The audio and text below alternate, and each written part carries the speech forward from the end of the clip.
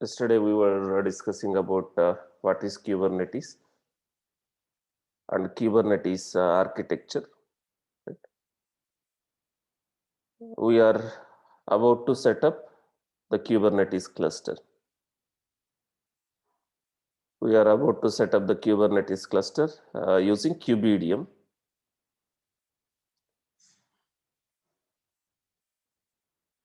So let's quickly continue. We'll set up the cluster quickly.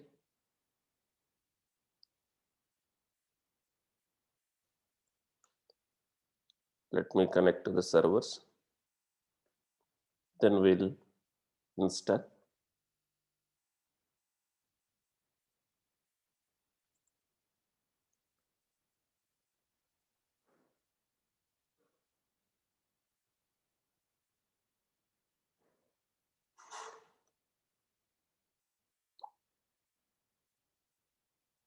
Yes, anyone is able to set up the Kubernetes cluster using whatever instructions I have given and by following the video which is available in our YouTube channel. Is anyone is able to done that?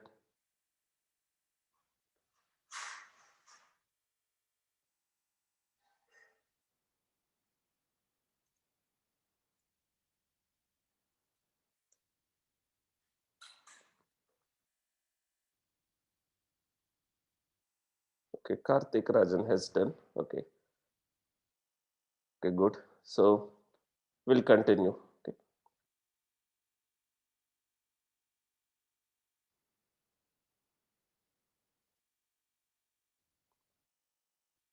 As we already discussed, right?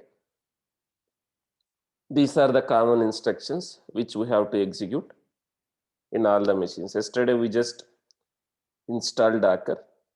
Right? Now we'll continue. So we will enable the Docker service on boot startup. So let's switch to the root user as we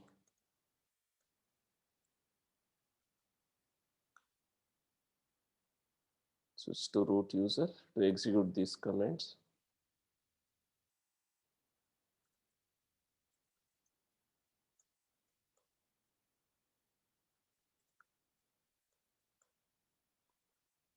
Then we disable the swap memory in all the machines.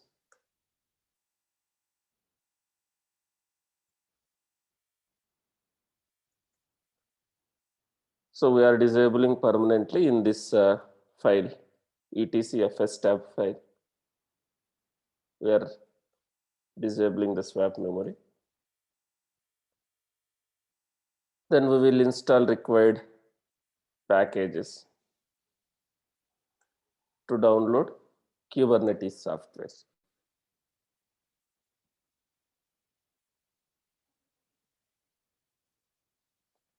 We are adding the package key.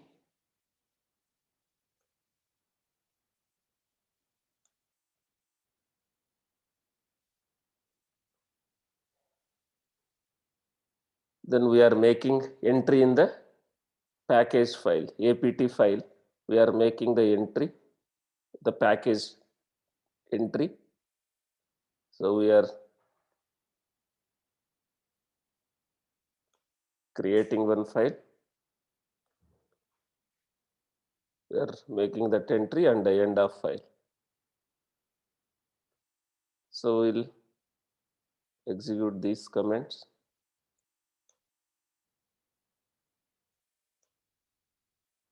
Now update the package manager.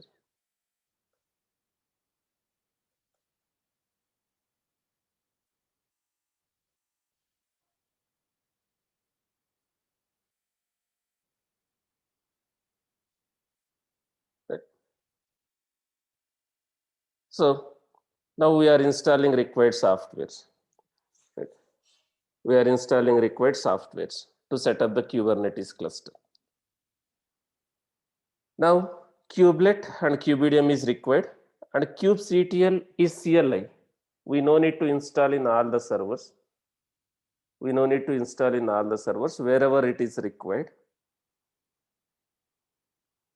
Like wherever you want to interact, in whatever machine you want to interact with the API server, there you can install. For now, I am going to install in the same machine. In the same machine, master machine itself, I am installing CLI in the same machine.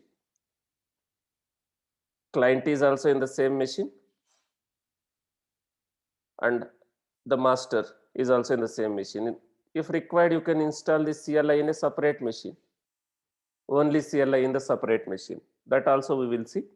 For now, I will install CLI, command line interface, in the same machine, master machine itself. But you can install in a different server, remote server. From there also you can interact with your master machine API server. So for now, we'll install kubectl only in the master machine. And in other machines, I don't need kubectl. I will install here.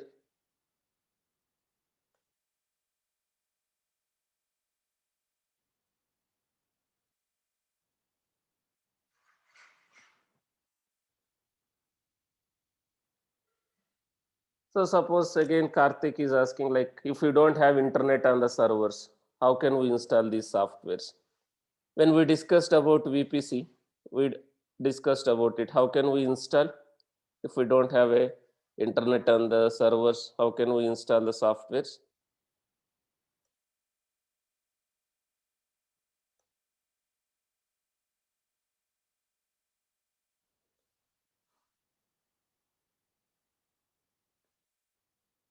These commands, whatever commands I'm executing, right? It is, we are starting the kubelet service in each and every machine, and we are enabling the kubelet service on Bootstrap.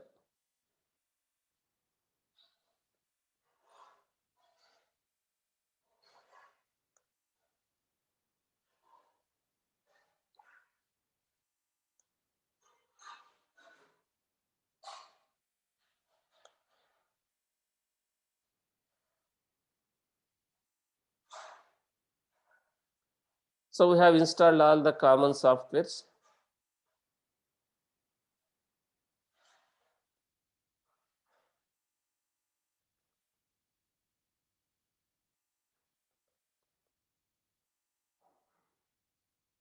All the common softwares installation is done.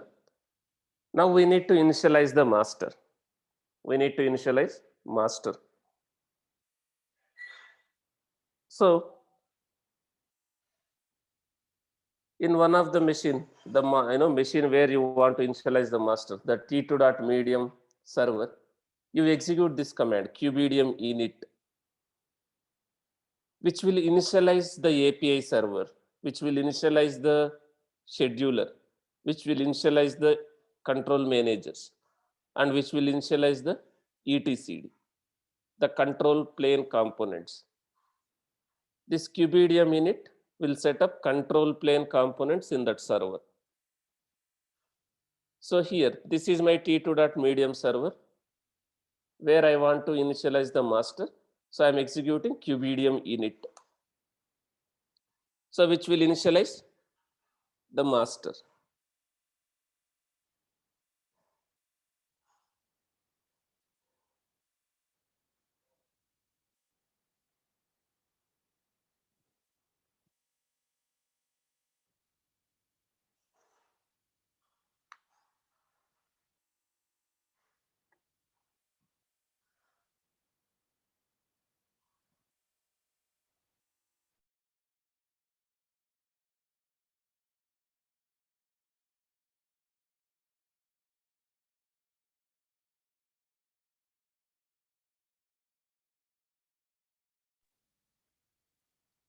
So kubedium is a software using which we are trying to initialize the control plane.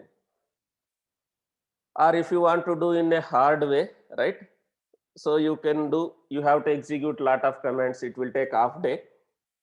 If you want to set up API server individually in a hard way, like you can download that API server software, and you can execute the commands which will start API server. Then you have to download the etcd software, like individually it is hard way.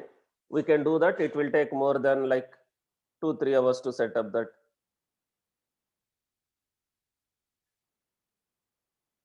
The cluster hard way. Okay. So QBDM is a software which is enabling us to set up the control plane. So now we have initialized the cluster.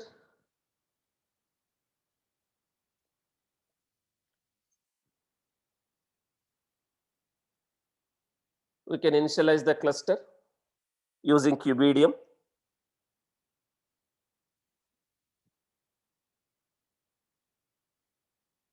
And the cluster got initiated. If you see the message, your Kubernetes control plane has initialized successfully. The Kubernetes control plane has been initialized successfully. Now it is giving some instruction. To start using your cluster, we have to run the following commands. So what is this? Why we need to do this? To start using this cluster, run the following commands as a regular user. What we are trying to do here?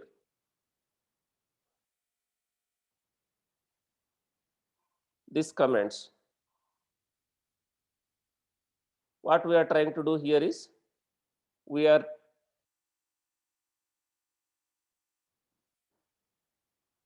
trying to set up kubectl. We have installed kubectl, right? So kubectl has to talk to the API server. In the same machine, in the master machine itself, we have a kubectl, right? So we are trying to set up the required file to access the Kubernetes API server. We are creating one directory called .kube. We are creating one directory called .kube. And this file has a Kubernetes cluster information. Same machine, right? In the master machine, we are doing this one. So this file has the Kubernetes cluster information, where your Kubernetes API server is running. What is this 6443 port API server? This is the master machine IP address. This is the master machine IP address. So this this file has all the required information to connect to the API server. It has a certificates information, X509 certificates. Using certificates, it will do the authentication. And this file is required for kubectl to interact with API server. So we are creating one directory, and we are copying that file to the directory .kube.config. We are changing the ownership. So what they are saying, to start using the cluster, run these commands as a regular user. Run these commands as a regular user. So since I have a kubectl in the same machine, I can run these commands in the same server as a regular user, so that I can execute kubectl commands. And next one, then you can join machines, worker machines, using this token. This is the token.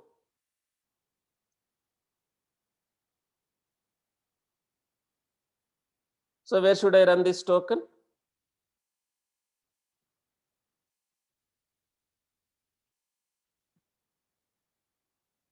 So that it will join the machine, it will join as a worker, right? So here, this one, this command also, if I run in the master, right? What is this command? This command I have to run in the worker machines.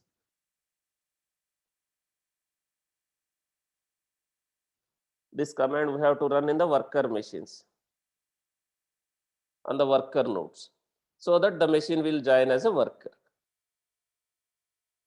Now, first let me execute these commands as a normal user. Let me exit from the root user. I am coming out of the root user. Now, you can execute these commands together.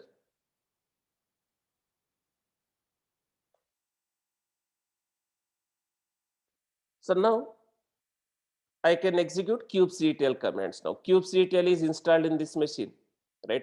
We have a kubectl installed in this machine, the Kubernetes CLI. This kubectl will use this file, whatever file we just created and copied here, the config, as part of these instructions, right? So which will use that kubeconfig file to interact with cluster. Now, if you see how many nodes I have as of now, how many nodes I have as of now? Only one node. kubectl get nodes. I have only one node, that is control plane master. Now I can join the workers by using this token. By using this token. Or if you lost the token, you can again generate the token. You can get a token.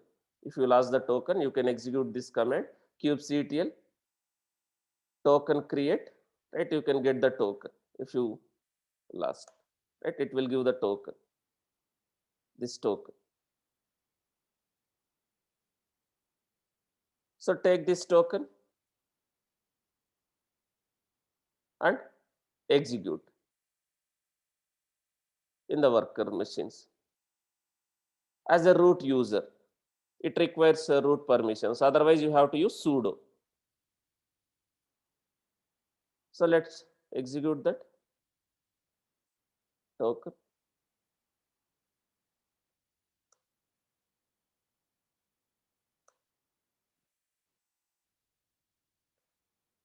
So now these machines are joining as workers. These machines are joining as workers here. Now let me execute kubectl get nodes. Now I have total 3 machines. The role, this is basically workers. And if you see,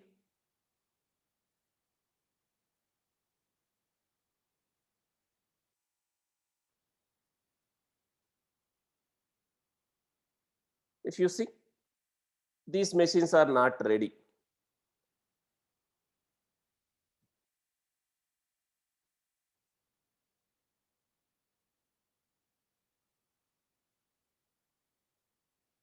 These machines are not ready.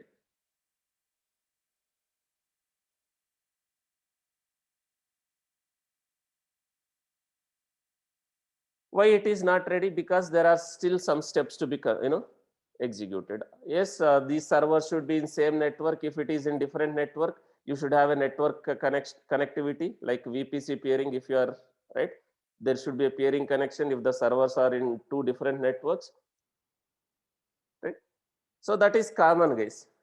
Those are basics, network basics, right? And yes, you can do the same step if you are, if you have a virtual machines, if you have a Ubuntu VMs in your laptop using Oracle VirtualBox or VMware software, any hypervisor, if you have created a servers, right? You can follow the same steps in your local VMs based on the underlying operating system, right? If you are using Ubuntu, these instructions will work. If you are using, right, different machines, you have to follow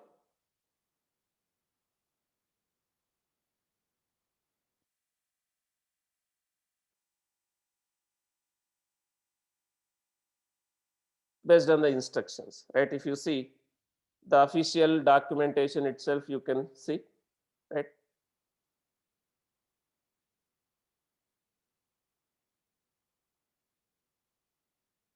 Install Kubernetes, right, using Kubedium.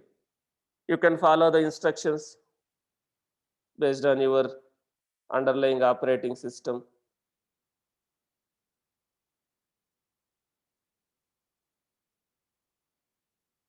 Right, you can use for CentOS, Red Hat Fedora, and you can use same for Amazon Linux also, these instructions.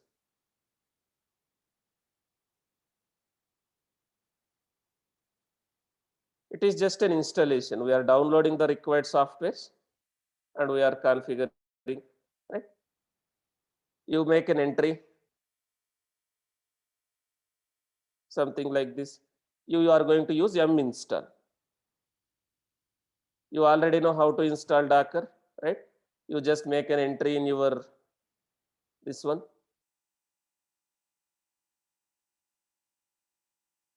Instead of this here, instead of these steps, right?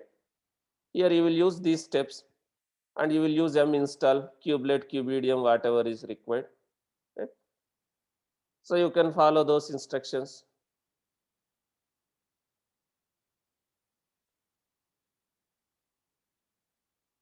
And someone is asking, how can we set up a high availability in the master, right? Yesterday I have explained also, and I have given the link also, like how to set up a multi-master Kubernetes cluster. I think someone was asking, who is that guy? Maharaj. Maharaj, did you attend yesterday class?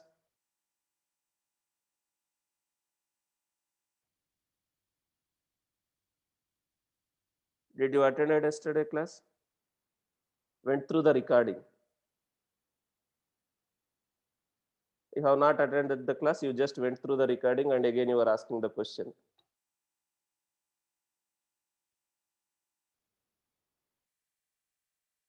Right? So we have discussed, I have shared the link, right? If you want to set up a multi-master Kubernetes cluster, right? That's why I ask, people to join the classes regularly. Otherwise, you will like asking the same questions, whatever we are discussing again and again. Even though if you guys are not attending one or two classes, I am fine.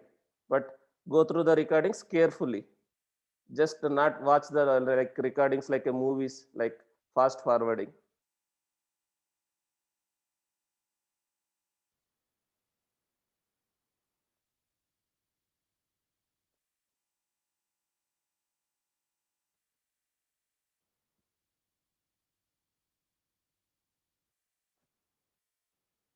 So we can set up the cluster. Now, if you see still the cluster is not ready.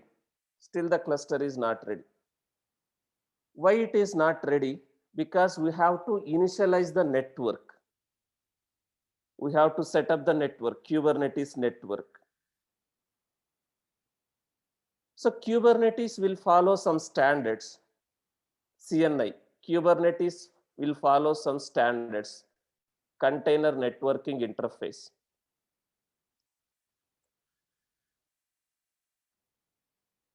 Some standards. We need to set up an overlay network here. So it will follow some standards. Interface, right? It will follow some standards. So there are a lot of implementations for the network, Kubernetes container networks.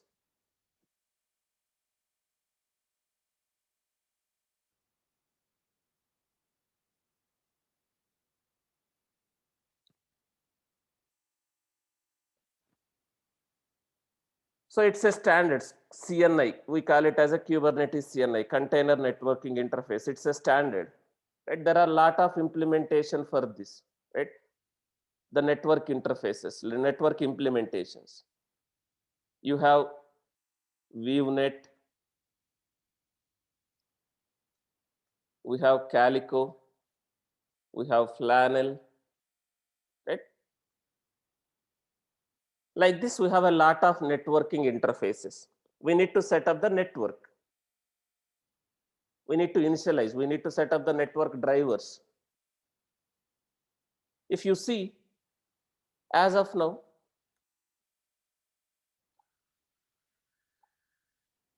The API server, the control manager, the etcd, all are running as a pods only, Kubernetes pods. If you see, API server is running as a pod.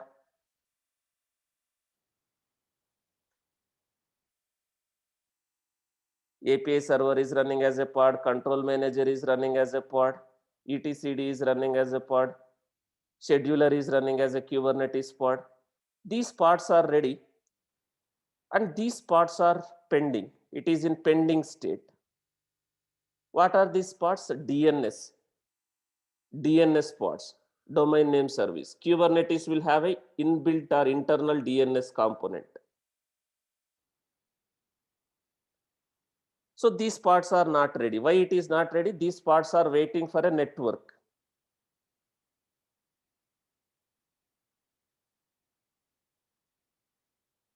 These pods are waiting for a network.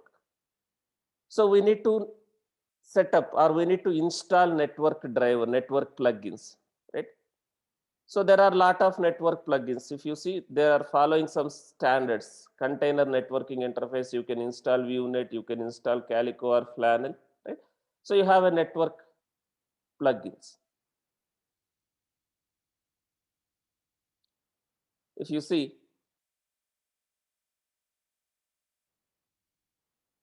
network plugins or network add-ons, right?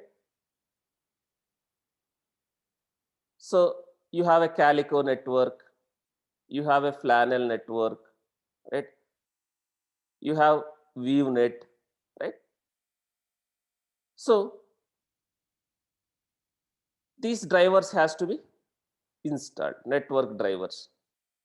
So I am using this ViewNet for now. These are overlay networks. You need to install this, something like this installation.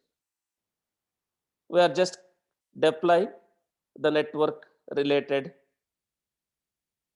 pods. This network also will be running as a pods, Kubernetes pods. So that is what we are doing as part of this instruction, right? So if you see, we installed pods, like if you see the pods are in pending state, pods are in pending state. And if you see, we are trying to apply this network driver, network plugins.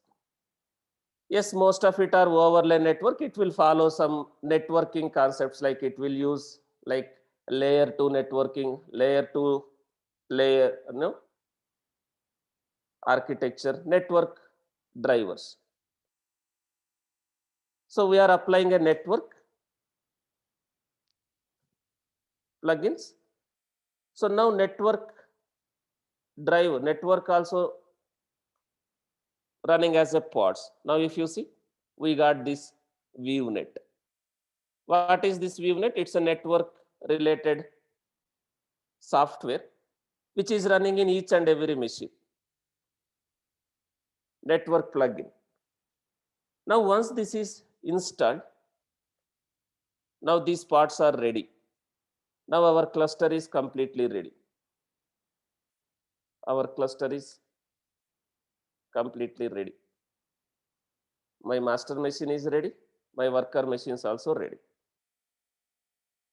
So if you see, these components also running as pods. Your control plane components like API server, scheduler, all are running as a pods, Kubernetes pods. Now our cluster is ready. Guys, suppose you want to interact with API server from a different machine. If you want to interact API server from a different machine, you just need to install kubectl software, right? If you want to interact, let me show. Suppose I want to interact this master, this Kubernetes cluster from a different machine. I just need to install kubectl. Let me show that. If you want to access that API server from a remote machine, let me select some server.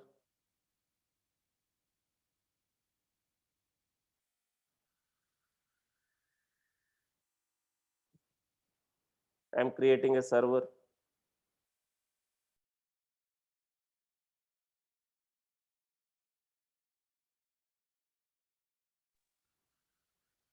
Let's assume this is your Jenkins server,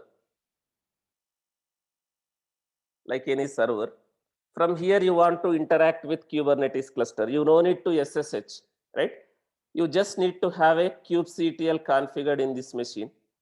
You just need to have a kubectl configured in this machine with that kubeconfig file so that it can interact with the API server remotely. So what software is required in this machine? Suppose if I want to interact with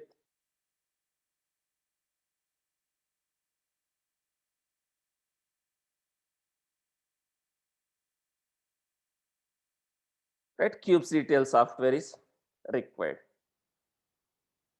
Overlay is a network. Ingress concept is completely different. Ingress is different.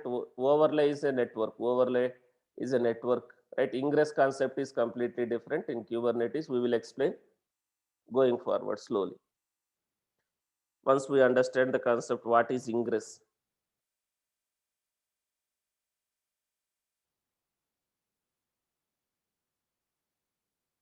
In the subsequent classes.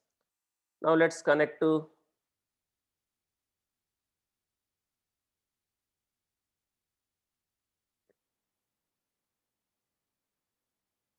this machine.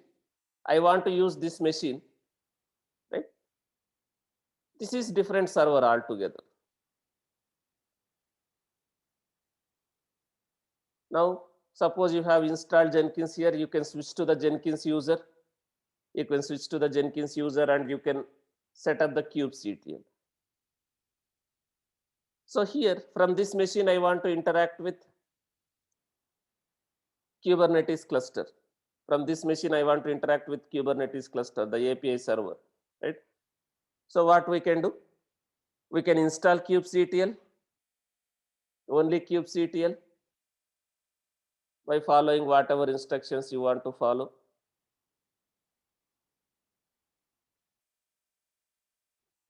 Kubectl, only kubectl, right? So I can just download the kubectl software, something like this.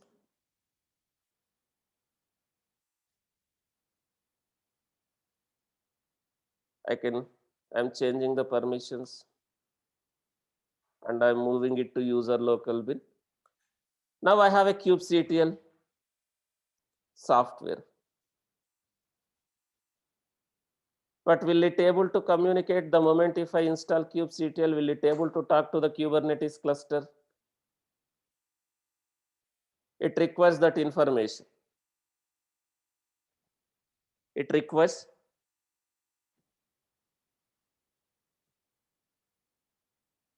the Kubernetes cluster information. If you see, I'm executing some kubectl commands. So it is trying to look, since we don't have a kubeconfig file, it is saying it is trying to connect to this port.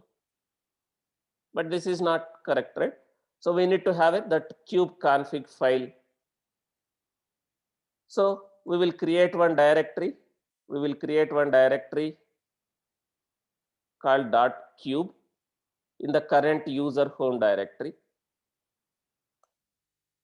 And here we will have that kubeconfig file. We will create a file called config. This kubeconfig file, right, I will take from the master.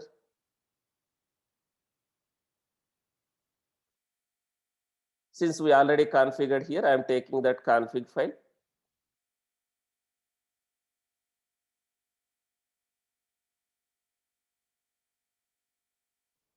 So I have a kubeconfig file here. Now we can interact with Kubernetes cluster. We can interact with Kubernetes cluster from this machine. If you see, is this a Kubernetes machine? Is it Kubernetes machine? Is it a master or is it a worker? It's not a master, it's not a worker. It is just a normal server, remote server, from where I am interacting with Kubernetes cluster. From this machine, I can create a pods, I can remove the pods, I can deploy directly using kubectl. You can interact with this one. So in real time, you will use remote calls only, right? No one will get, like developer will not get an access to the master machine SSH, he cannot SSH, right? So from Jenkins also, if you want to interact with,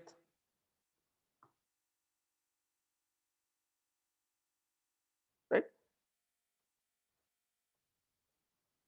So we can configure remote, right? That RBAC concept, there is a concept called RBAC, there we will discuss authentication and authorization.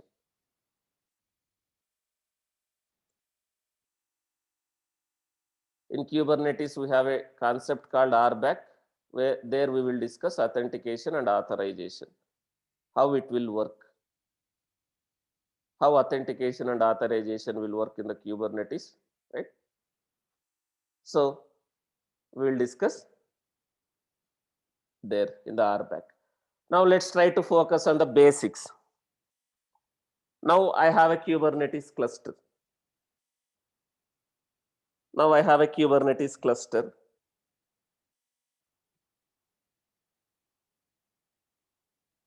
I want to deploy the applications in this cluster. How can I deploy the applications? What are the concepts, right? We have in a Kubernetes cluster. So first,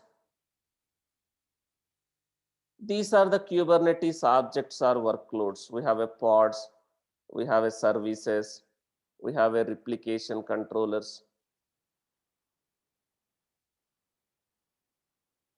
we have replica sets, we have daemon sets, we have deployments,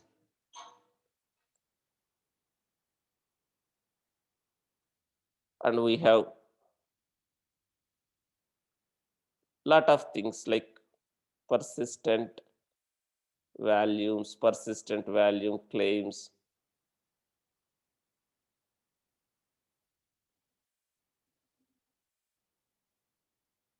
There are a lot of Kubernetes objects like role, cluster role binding, cluster role binding. These are the Kubernetes objects, or we have stateful sets, or Kubernetes workloads, Kubernetes resources,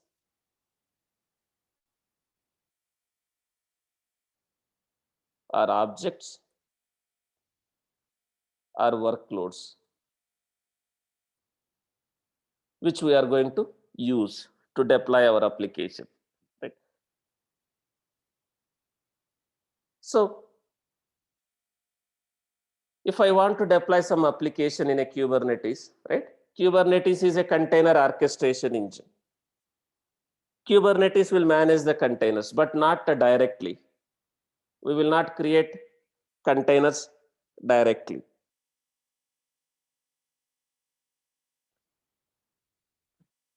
Containers are wrapped under one unit called pod in Kubernetes.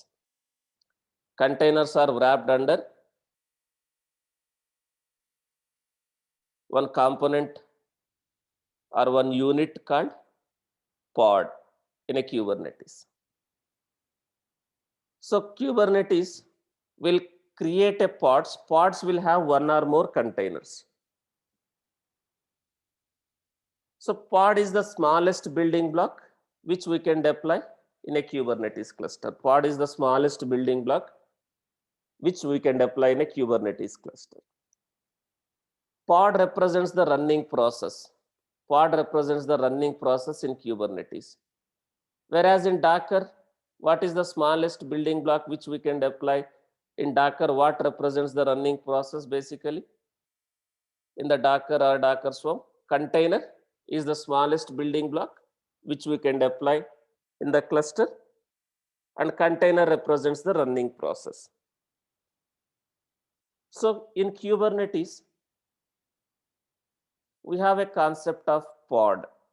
We have a component of pod. So in Kubernetes, we have some objects or workloads. So once you create these workloads or these objects, Kubernetes will try to make sure these always exist. These objects always available. So you are trying to create a pod, right? So Kubernetes will make sure this pod always exists, right? You are creating a deployment, the Kubernetes will try to make sure that deployment is always exist. Right? So Kubernetes workloads or objects. So each and every object represents something. It will represent something. Right? The Kubernetes objects will be managed by the cluster. It will maintained by the cluster. To work with these Kubernetes objects,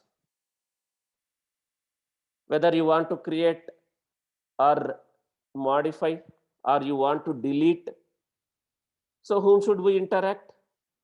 If I want to deploy, like if I want to create some Kubernetes resource or Kubernetes object or Kubernetes workload, so whom should we interact? We should interact with Kubernetes API, the API server. So we can interact with Kubernetes API using kubectl, a command line interface. So CLI makes the necessary calls to the API servers, right, if I want to create. So we have a Kubernetes objects. We will discuss one by one what is pod, what is replication controller, what is replica set, and all. So before we try to create a pod, we will try to understand there is a concept called namespace. Namespaces.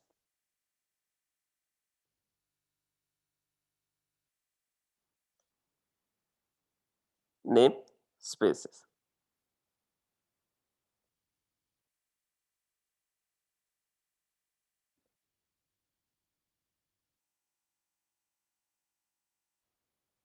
So in Kubernetes, we can have a namespaces. What is namespace, right?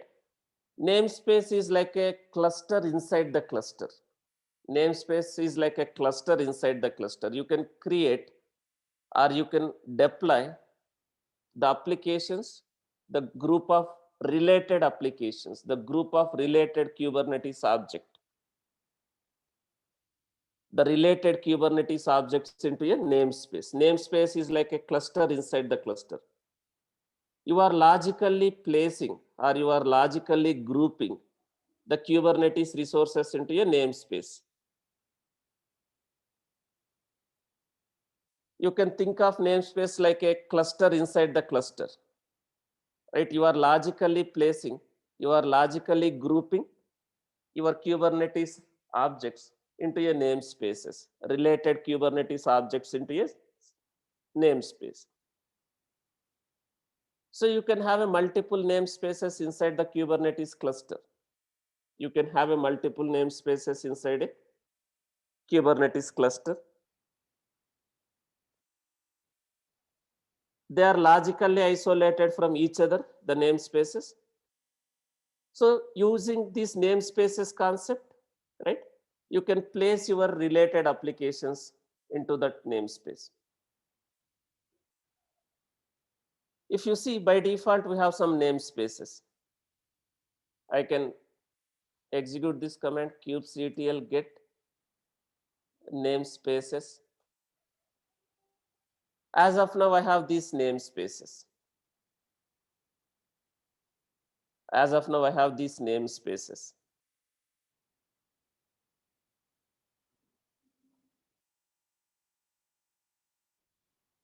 If you see,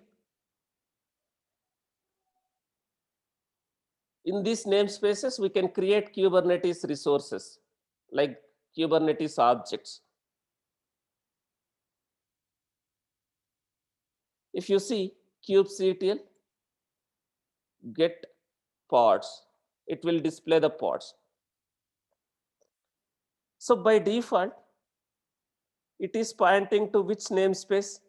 Now, the kubectl. What is the current context? To which namespace it is pointing? Right?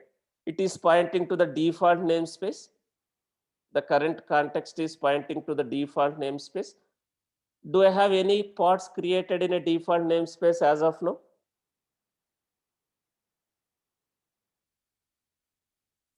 We don't have. You can use this command kubectl get all. It will display all the objects in the namespace.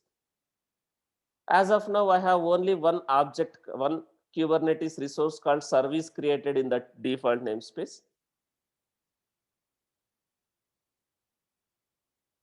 We don't have any objects in this namespace. Now, if you see, you can use namespaces or NS short form. Now, if you see, let me see this kubectl get pods -n kube system. I want to see the pods in this namespace. What -n represents here? Namespace. I want to see the pods in this namespace. If you see, we have some pods, we have some Kubernetes pods created in this namespace. Or let me see all the objects, all the Kubernetes objects. So in kube system namespace, we have some Kubernetes objects. We have a pods, we have a daemon sets, we have a deployments, we have a replica sets, these Kubernetes objects. So what are these? These are related to which, right? Is it our application related Kubernetes objects, or is it related to the kube system, the control plane components?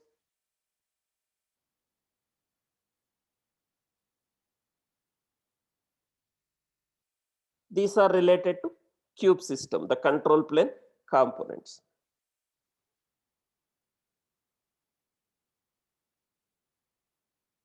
The kube system, the control plane components, right? So all these pods, the Kubernetes internal pods, the control plane pods are logically placed in this namespace. So namespace is like a cluster inside your cluster, right? You can have a multiple namespaces in a Kubernetes cluster. They are logically isolated from each other. The namespaces will help you to organize your applications in the cluster, right? So we have these namespaces, default namespace. Suppose while deploying some application, while deploying some object, while deploying this object, while deploying these objects, right? If you don't mention any namespace, under which namespace the objects will be created? So the default namespace is for the objects which we have not mentioned under which namespace it has to be created. The kube system namespace is for all the things related to Kubernetes system. Is it recommended to deploy our applications, our own Kubernetes objects, Kubernetes pods, our application Kubernetes objects in this namespace, right? It is not recommended to deploy our own Kubernetes applications, our applications in this namespace. This is only for a kube system namespace. If required, we can create our own namespace and we can deploy our application in that namespace.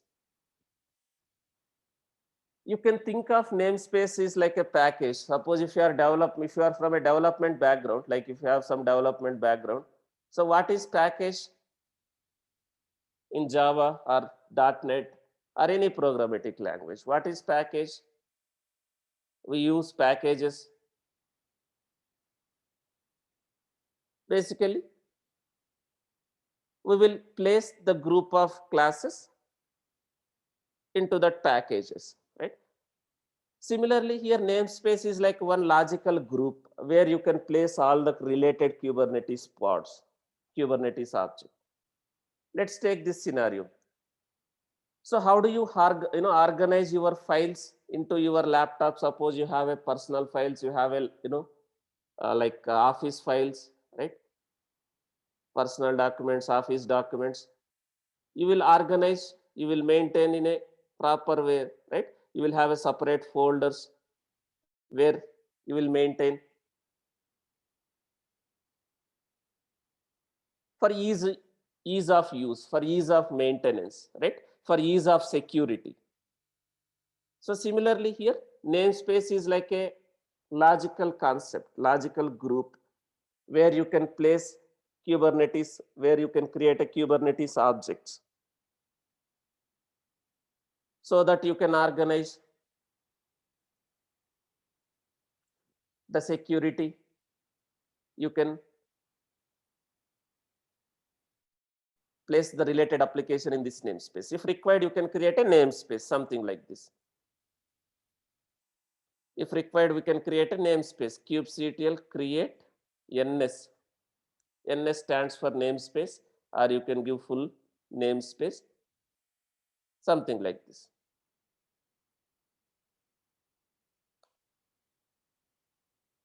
Namespace, it's a logical name. Now we have this namespace.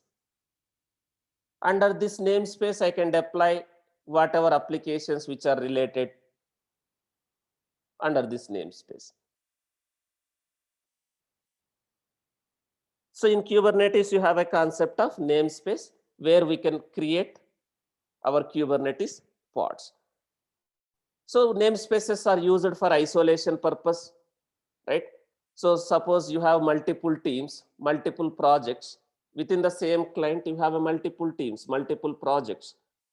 So how can I deploy? How can I organize those projects? How can I organize those Kubernetes objects, right?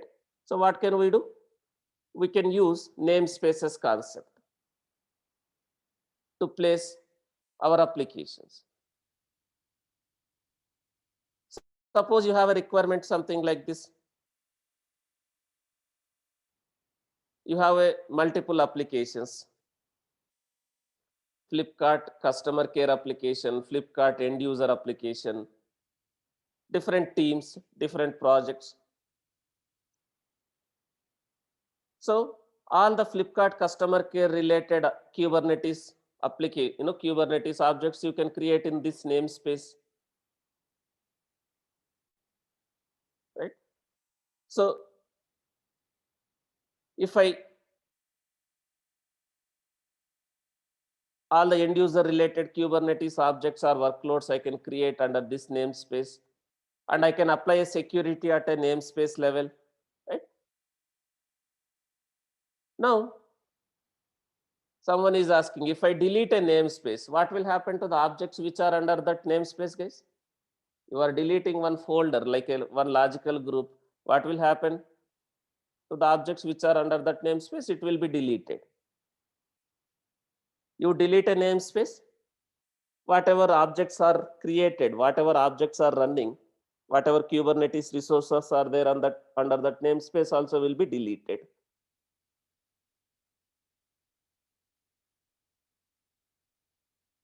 So these are the namespaces we have. Now, I want to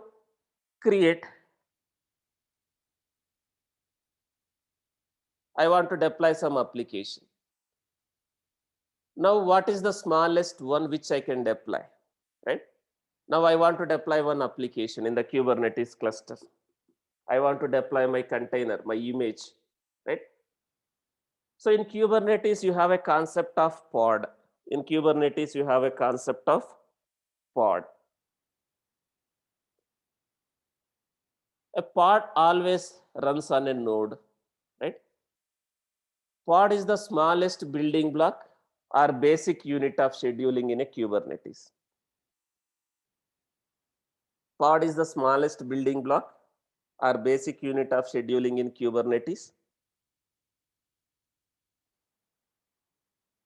In Kubernetes cluster, pod represents the running process.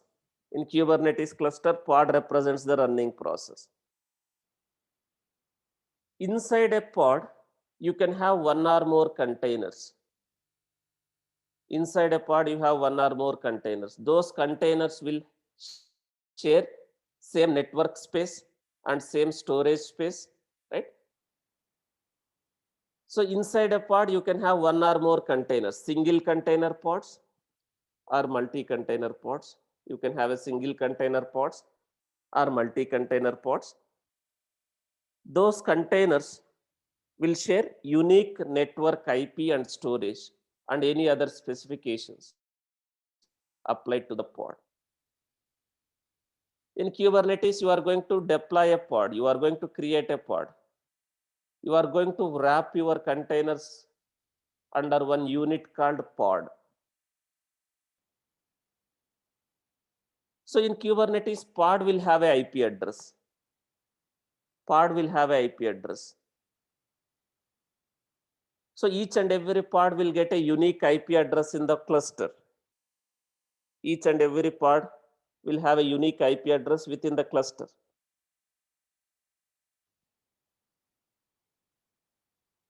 Pod is basically group of one or more containers which will be running on some node. Pod will abstract network and storage away from the underlying containers, right? So you are trying to mount volume with the pod, and that volumes you can use within your containers. So pod will abstract the network. So each and every pod will have an IP address. You will interact with the pod. Pod will have a containers, one or more containers. So each and every pod will have a unique IP address within the cluster.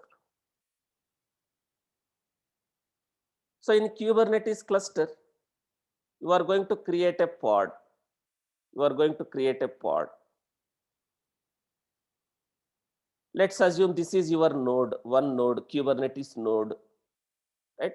You have a kubelet, you have a container runtime, right? Let's take this is your Kubernetes node, one node.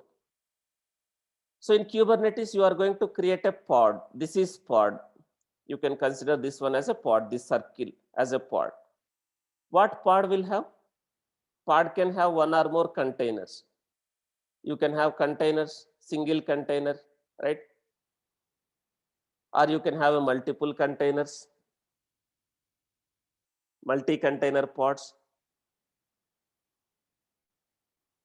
And what is this? You are going to mount, you are going to attach volumes to the pod so that this volume is common for both the containers. This volume can be accessed by both the containers. If this volume is attached to this pod, this volume can be accessible for both containers. These volumes can be accessible for all the containers, whichever is running in that pod. So each and every pod will have a unique IP address within the cluster.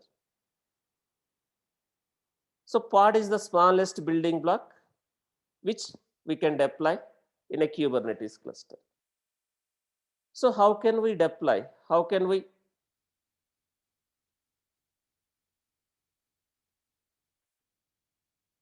create these pods or any object? How can we, there are two ways, interactive way and declarative way.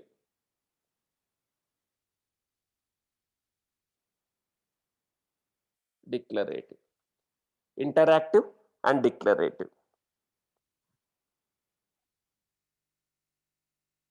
So now interactive. What is interactive? Through commands. Through commands. I can create a pod using command, or I can create a service using command. I can create a replica set deployment, whatever Kubernetes objects I want to create, I can interactively create, interactive, interactive way, commands, right? Something like this. I want to create a pod, right? I can execute some command.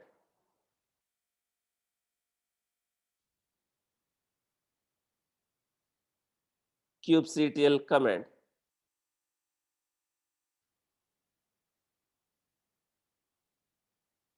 kubectl run, right? Something like this, interactive way.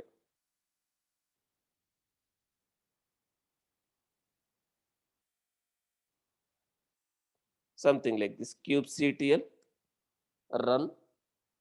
I can give a name for my pod, something like this, Java web app pod, right? Hyphen image, whatever image I want to use for this, right? Something like this. Docker hands-on slash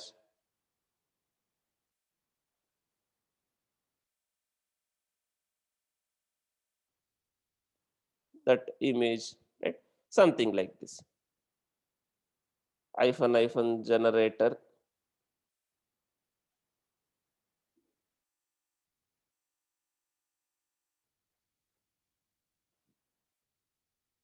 something like this. I want to create a pod, something like this, interactive. I can create a pod, something like this, interactively.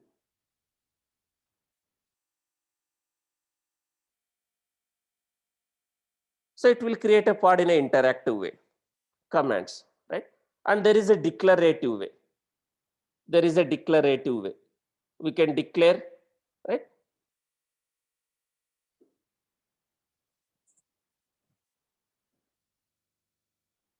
Declarative way. We can create containers in a declarative way.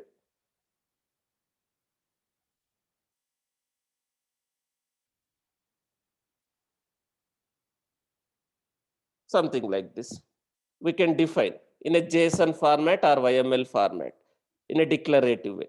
API version, kind, metadata, spec. You can declare what you want, right? You can use declarative approach.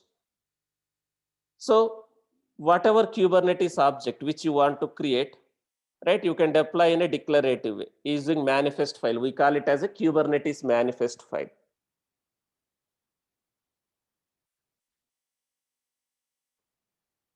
Kubernetes manifest file, something like this. You can define API version, kind, metadata, spec. What kind of object you want to create? What is the API version of that object? Right? You have a metadata and spec. Kubernetes manifest file, declarative way. So I can use this declarative way, something like this. API version. For each and every object, you will have a API version. For each and every Kubernetes object, you will have a API version. If you see, I have given one table here. Suppose if I want to create a pod, the API version is V1. What kind of Kubernetes object what kind of Kubernetes object you want to create? I want to create pod, Kubernetes object. What kind of object? Pod. Metadata. Metadata will have a name and labels, namespace, something like this. Name. Name for what? Name for what? This is pod name, whatever name you want to give. Labels. Labels are key value pairs which you can attach to Kubernetes object. Key value pairs. You can attach whatever key, whatever values you want to attach, you can attach. Now, under which namespace this object has to be created? Under which namespace? Suppose if I want to create this in this namespace, I can mention something like this: namespace, namespace, name. So under this namespace, this object will be, this pod will be created. If I don't mention the namespace, the default namespace, under default namespace, it will be created. Spec. What is spec? Specification, your pod specification. Your pod specification. So you can define your pod specification. What pod will have? Pod will have containers. Pod will have containers. Name. Name for what? Here, container name. Image. From which image you want to create. Ports.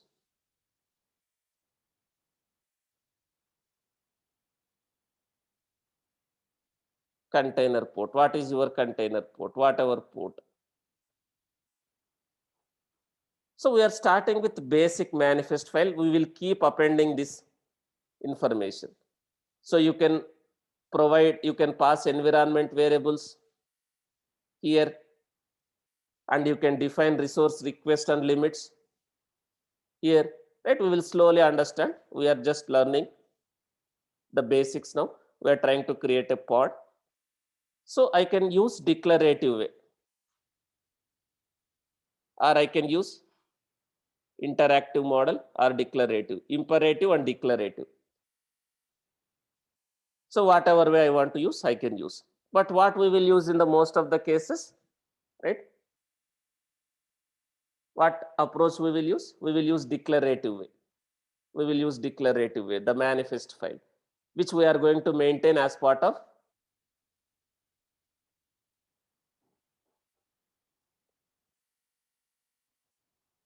code base, right? We will maintain as part of version control system. So now pods will be scheduled. Who will schedule the pods? Now I am requesting something like this using command or using declarative. So the kubectl interact with master.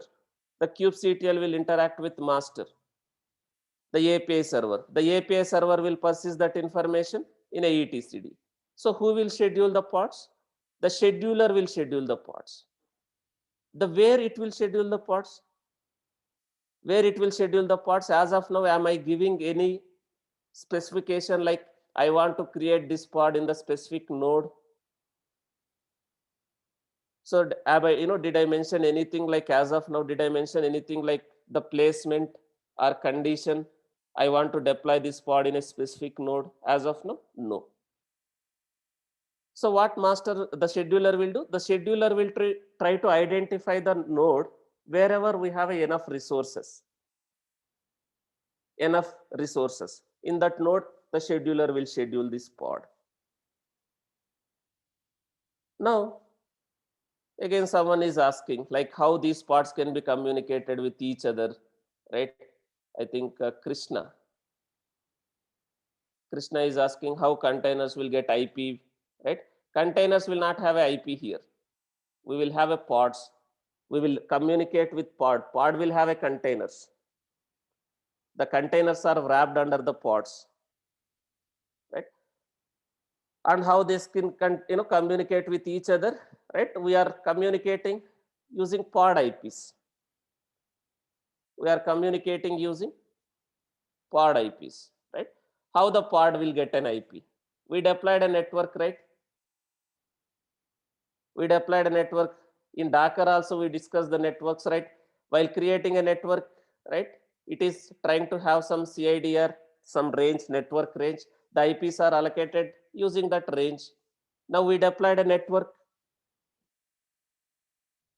So the pods will be having IP from that network. So if they are overlay network, if the pods are, even though pods are in different nodes, they can communicate with each other since they are in the network.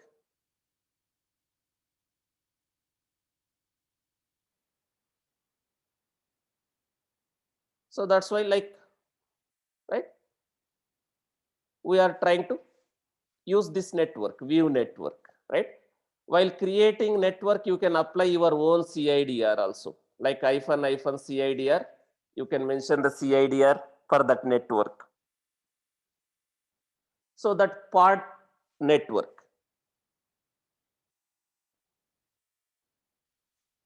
So now let's create a pod. Now I want to create a pod. I am using a manifest file, Java web app pod. I am trying to create a pod. So API version v1 kind. I want to create pod metadata name of the pod,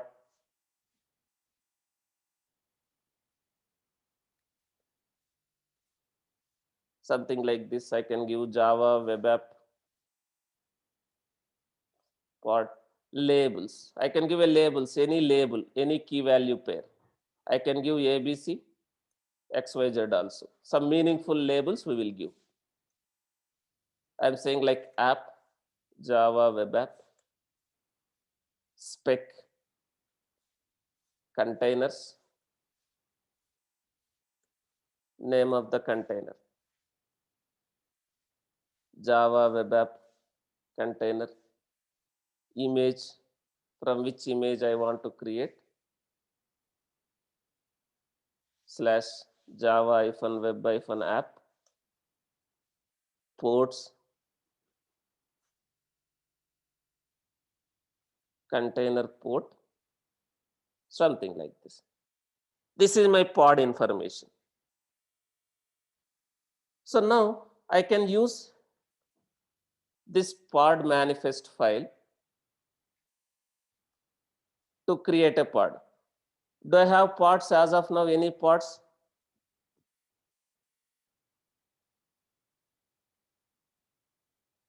We don't have any pods as of now in the default namespace. Now I can apply kubectl apply -f that manifest file. So request will go to API server. API server will process that request, right? Now let's see. The pod got created. Under which namespace pod got created? Under which namespace pod got created as of now? The default namespace. The default namespace pod got created.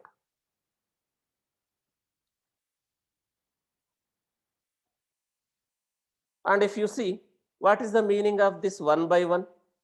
I'm getting the pods, I'm checking the pods.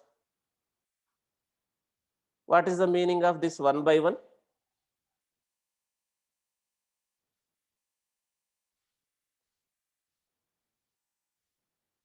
What is this one? Right? One container. This pod has only one container. That container is up and running. The status is running. You see, you can check the events. You can check the events in the Kubernetes. What happened, whatever events are getting happened. Now, if you see the events, when I schedule the pod, so this scheduler, the scheduler assign this pod to which node? The scheduler assign the pod to which node? The 99, 172, 31, 47, 99. The scheduler has assigned that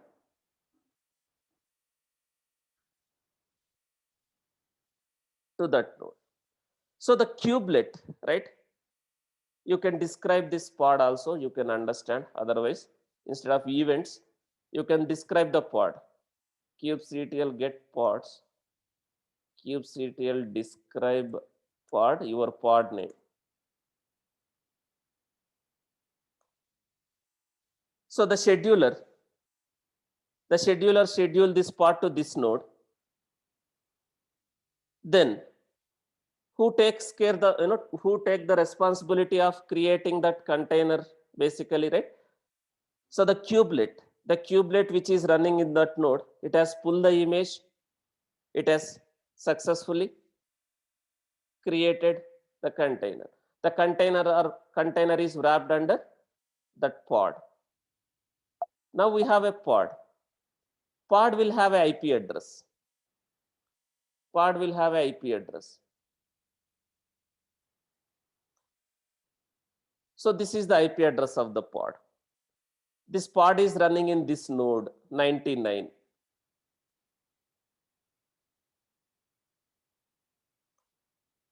Under this node.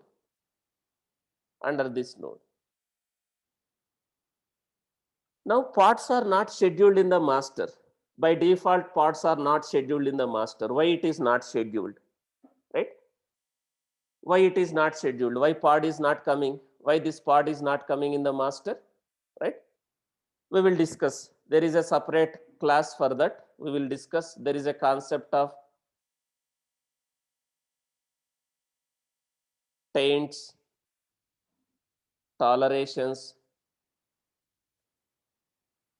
We have node selector.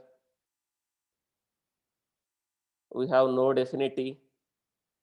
Container like pod scheduling. We have a separate topic where we will discuss pod scheduling, right? How can we schedule the pods in a specific node, right? We have some concept called taints, tolerations, right? Node selector, node affinity. We will discuss this in a separate class.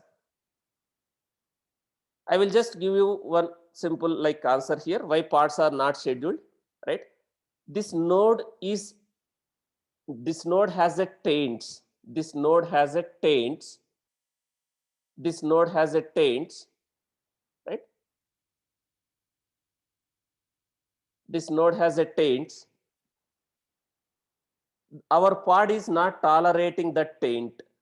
That's why pod is not scheduled in this master. What is taint, what is tolerations, we will discuss later. For now, pods are not getting scheduled in the master, only on the workers. Right? So now I have a pod scheduled. Karthik is asking again basic questions. Guys, Kubernetes, are we going to create images in Kubernetes? What is Kubernetes?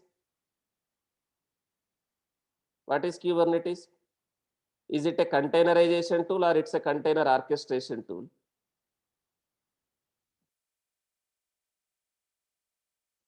Are we going to create images in Kubernetes?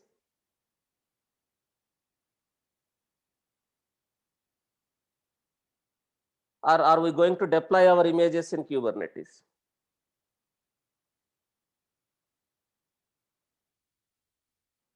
We are going to deploy. So to deploy your images, you should have an image, right? If you don't have an image, what do you do? To deploy image, you need an image. If you don't have an image, what do you do?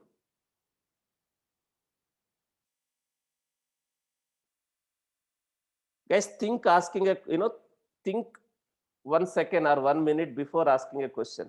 Am I asking a like very silly question or basic question? You can ask the questions, that is fine. Like I'm not saying I'm not against the questions or queries. Just think 1 minute. Am I asking the question like the correct question or is it correct, right? So it will deviate the class. We discussed last 10 days, 15 days, what is Docker, what is container, what is image. And again, if you ask me, sir, like the basic questions.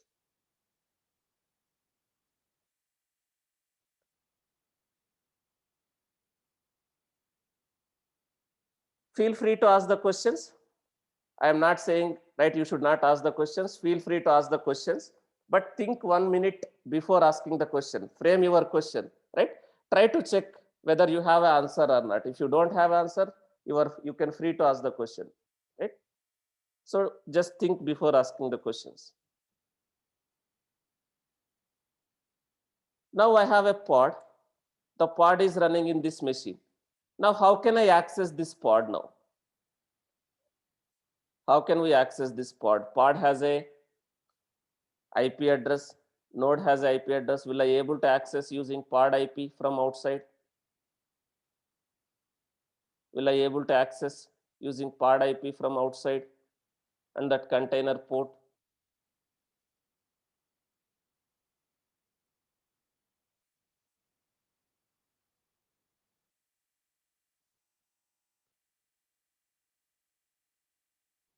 Will I able to access using pod IP from outside? Not able to access. And will I able to access using that node IP, that server IP? The pod is running in this node 99, right? 99, this node, worker 2 in this node. Will I able to access using node IP now? And that container port 8080, let me open the port.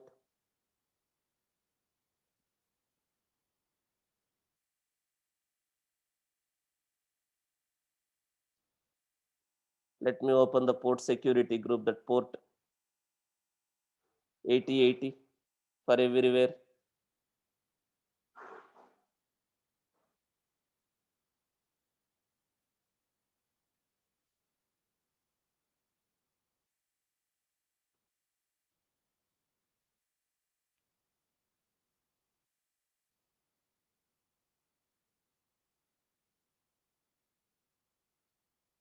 Now am I able to access using that node IP, right? From outside. So here, how can we access? Within the cluster, how can I access? And outside the cluster, how can I access? What is the meaning of within the cluster? Within that cluster, how can we access? Within the cluster, I can access using that pod IP. Now, is it part of the cluster, guys? Is this machine is part of the cluster? Is this machine is part of the cluster? Whatever machine I am executing kubectl commands, is it part of the cluster? This one. In this machine, I just configured kubectl. It's not part of the cluster. So I'm not able to access within the cluster using that pod IP. I'm not able to access from this machine because it's not part of that cluster. Now let me go to some machine, whether a master or worker. Now this is, here also I have a kubectl configured. Here also I have a kubectl configured. Now this is my master machine. It's part of the cluster. Now am I able to access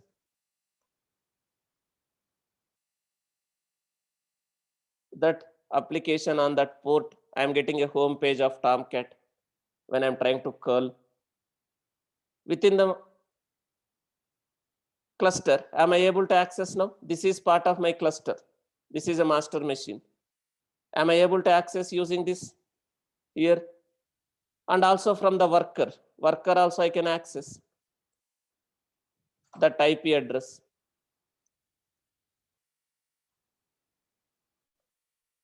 Am I able to access from the worker machine? So am I able to access from here and here? These are part of my clusters, pod IP. I can access using pod IP within the cluster. And this machine is not part of the cluster. You are not able to access using pod IP. But again, is it recommended to use pod IP for one, within the cluster, one application has to communicate with another application? Is it recommended to use pod IP? What is the problem with pod IPs? What is the problem with pod IPs, right? What is the problem with pod IPs? Pod IP may change. Pod IP may change.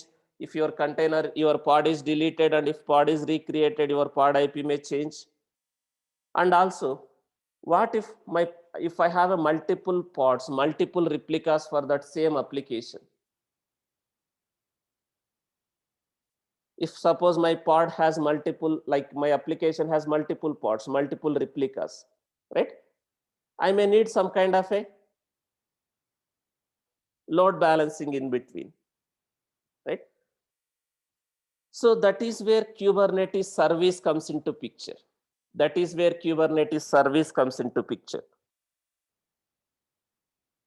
In Kubernetes, we have a one more concept called service. In Kubernetes, you have a one more concept called service, object called service. What is service?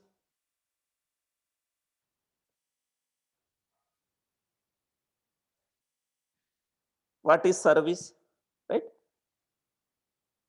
So service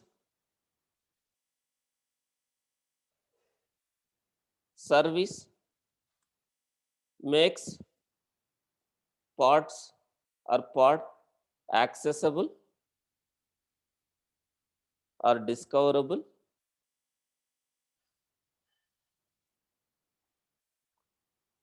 within the network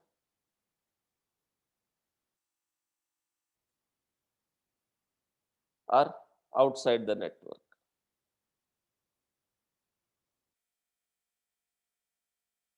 Pod service makes pods accessible or discoverable within the network, within the cluster, or outside the network, from outside, different network.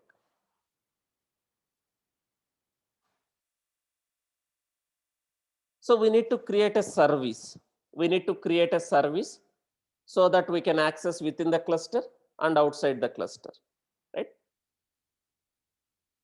When we create a service,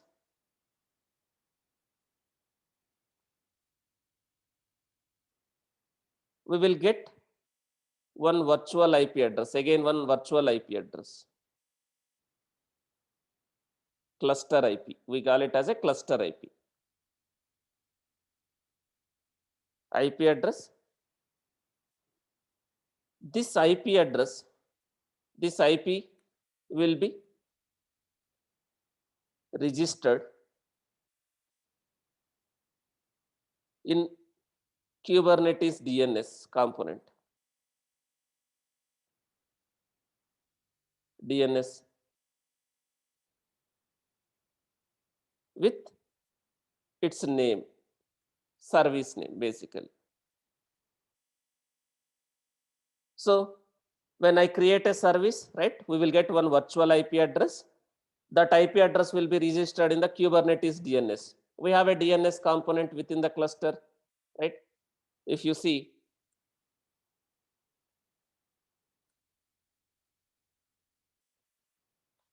we have a DNS pods, right? When I create a service, we will get one virtual IP address, cluster IP address. That IP address will be registered in the Kubernetes DNS with its, its name, service name. So other services, other applications can communicate using service name. So do I need to depend on the IP address, whether it's a pod IP or this cluster IP, or can I just use service name? So within the cluster, one application can access other application using service name. So which one is the right way of accessing? How do we access our applications, right? Within the cluster using service name. So we can create a service. There are different types of services, guys. We have different types of services. Again, we have a lot of types of services, right?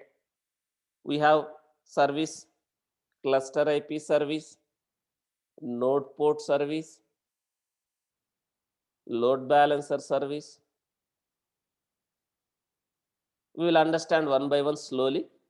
So I can create a service of any type. If I create a service of type cluster IP, can I access that application outside of the cluster? I can access only within the cluster using one application can access other application using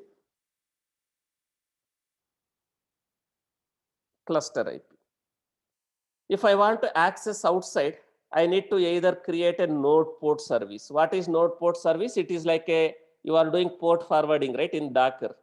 It is like a port forwarding in the Docker, right? So you can map node port with your service. So you can use node port. So you are going to map node port with your service, right? So you need to create a service. You need to create a service, right? So what is node, like, in the interview they are asking one question, guys. What is difference between, what is difference? Sometimes, sometime back, one of our student got this question. What is difference between Docker service? In Docker also you have a service, and Kubernetes service. In Kubernetes also you have a service. How different is, the Kubernetes service from a Docker service? In Docker, what is service, guys? In Docker, what is service? Service is like a container, group of containers,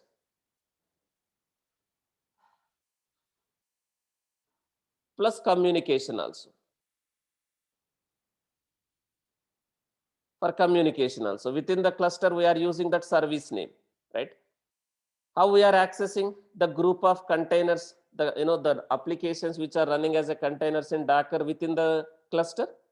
For communicating, what we are using? The service name, right? So we are using that service name. Service discovery is basically like, it's a concept, right? How we accessed the containers within the clusters. Suppose we created a service for Mongo database, we created a service for Spring application. Within the Docker cluster, how we accessed? Spring application is accessing the Mongo database using what? The service name.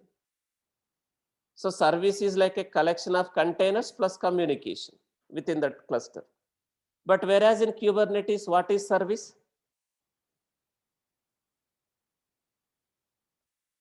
Whereas in Kubernetes, what is service?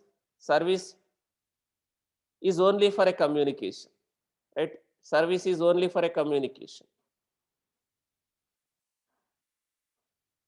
So service makes pods accessible and discoverable within the cluster or outside the cluster. When we create a service, we will get one virtual IP address.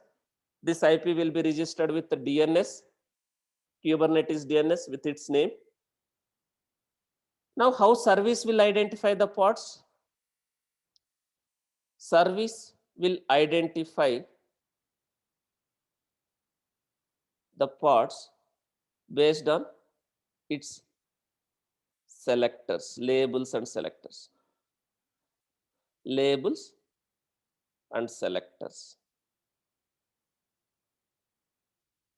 Service will identify the pods based on the labels and selectors. While creating a pod, you have given a label. While creating a pod, we have a given label, right? While creating a pod, I have given a label.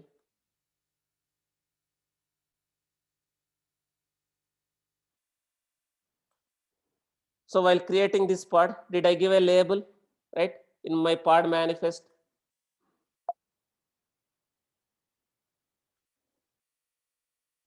While creating a pod, did I give a labels, right? I have given a label for my pod. I can use these labels as a selectors while creating a service, right? So we will continue in the next class, right? What, like, in detail we will discuss about service, right? In detail we will discuss, right,